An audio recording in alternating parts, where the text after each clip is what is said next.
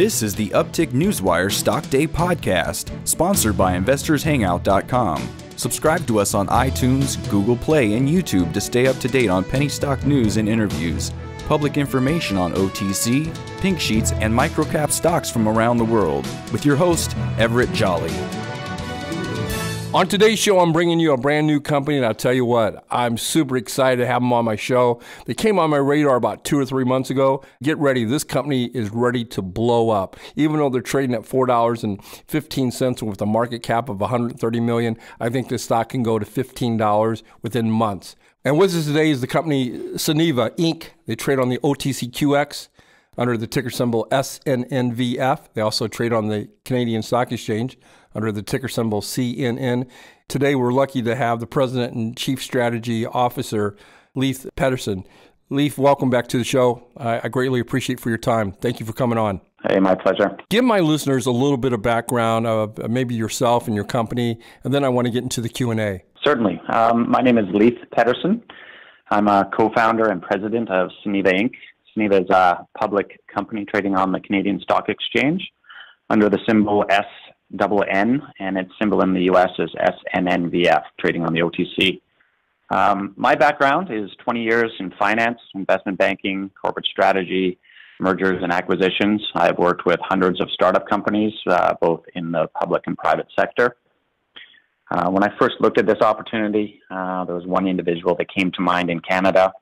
My partner and co-founder, who is currently CEO and chairman of Sunniva. His name is Dr. Anthony Haller.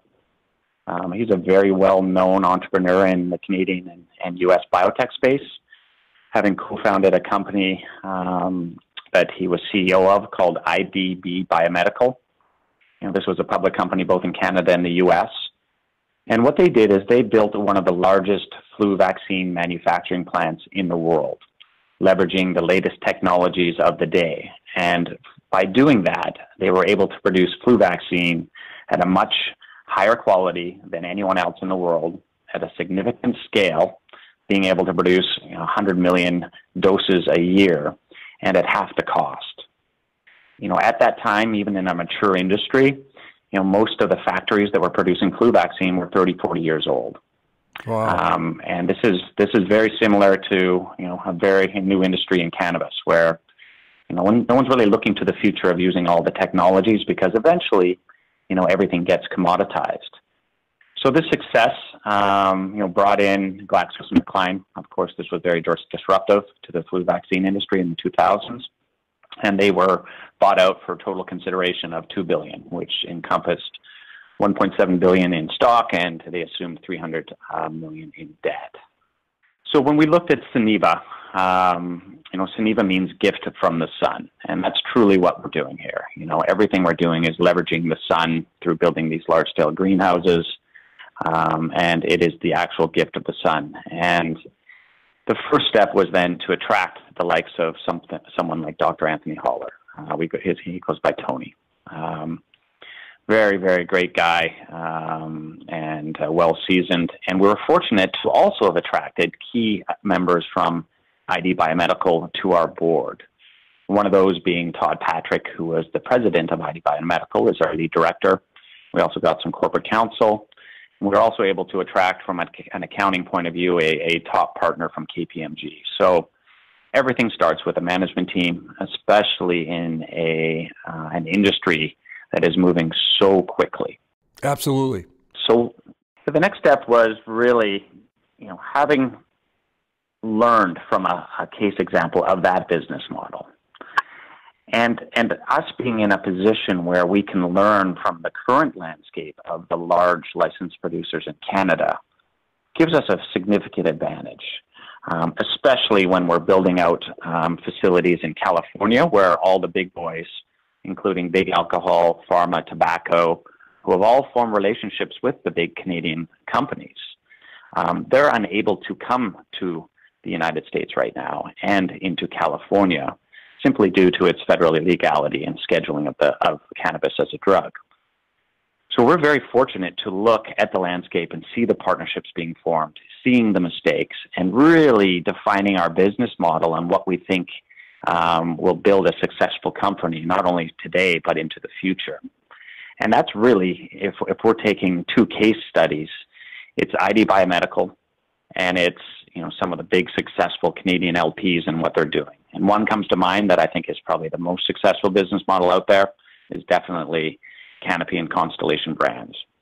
If we can execute on a similar business model in California, I think we'll have a very good opportunity to become one of the dominant figures in California and then soon to be other states. Right now, your guys' plan is to go from seed to sale, plus you got many products. That being said, what's the strategy of the company moving forward to reach more revenues than what you guys are? I think last year you guys did, 11, 12 million?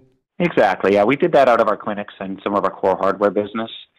We went public in January of this year. We did a roadshow. We signed a very large supply contract with Canopy Growth for 45,000 kilograms a year. But at that stage, really, it was us focusing on building out these facilities. And as you know, these facilities take a very long time to build, construction delays, overruns. But we were fortunate enough in California with our flagship facility to attract a top real estate partner that financed our facility. So we're now in a position where we can really start telling our story. Our California greenhouse is a two-phase approach. The full facility is 490,000 square foot. But this is a purpose-built greenhouse facility, leveraging all of the latest technologies from the Netherlands. Most of the greenhouses you see in North America today are 30 to 40 years old technology.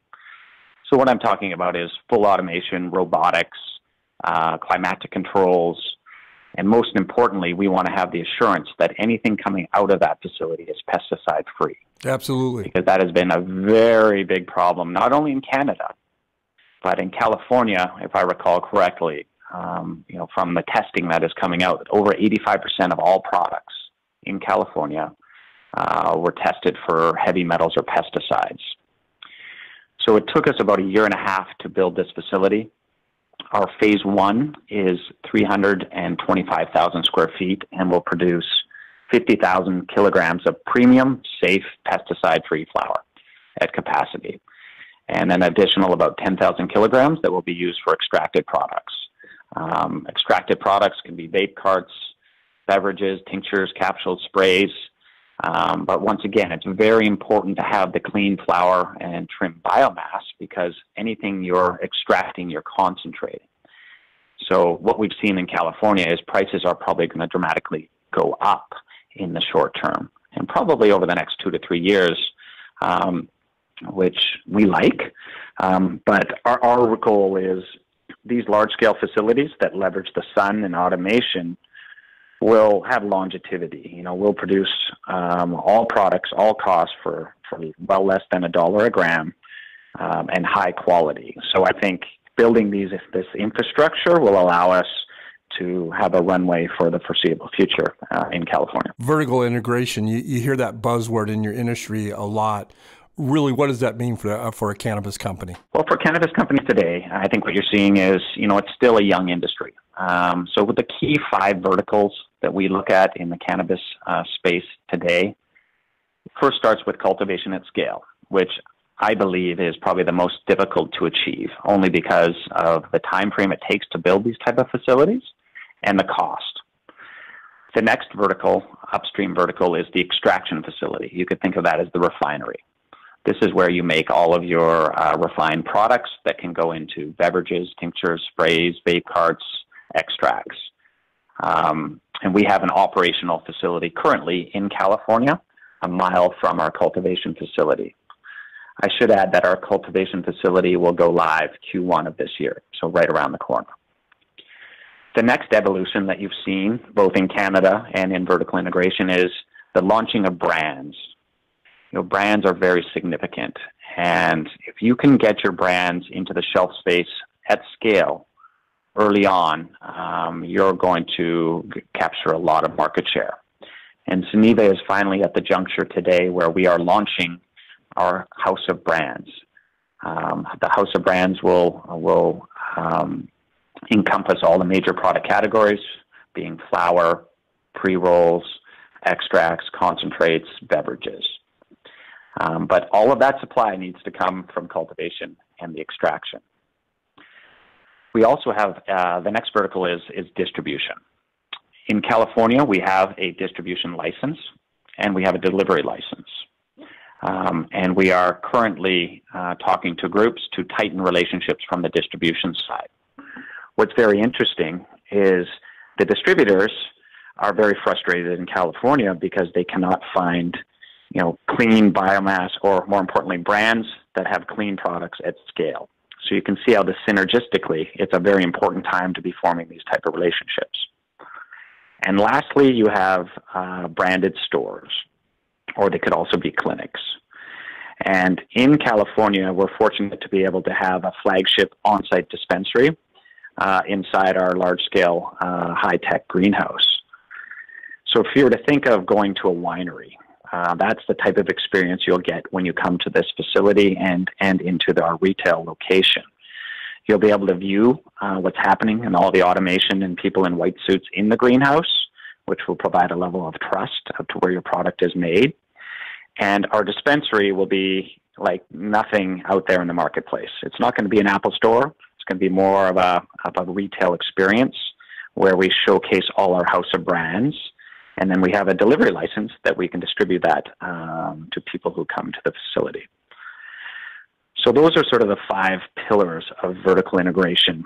And, now that we have cultivation and we have the refinery, we're launching brands, we're expanding distribution aggressively, and we're also aggressively expanding our store footprint throughout California. So we would anticipate that we hope to have 5 to 10 stores in the next 12 to 18 months in California. Company that we're highlighting today here on Stock Day is Sunniva Inc. They trade on the OTCQX under the ticker symbol SNNVF. They trade on the CSE, Canadian Stock Exchange, under the ticker symbol SNN. And with us today is Leith Pederson. He is the President and Chief Strategy Officer. We're running out of time. In closing, is there anything that you would like to mention before I let you go? It's been great having you on the show. I wanted to get some final thoughts. Like anything, I think we've given our vision and our near-term message. I always say to people, just watch and let's see if we have the integrity to do what we say we will do now. I think we are at that milestone, moving up that vertical chain. So, pay attention to what we're doing, and if we can perform and execute on what I just explained to you, I think we will all be happy. I want to thank you for coming on the show. It was a pleasure to have you on here. Hopefully you'll come back on 40 or 50 days and give us an update with your company. Thank you very much.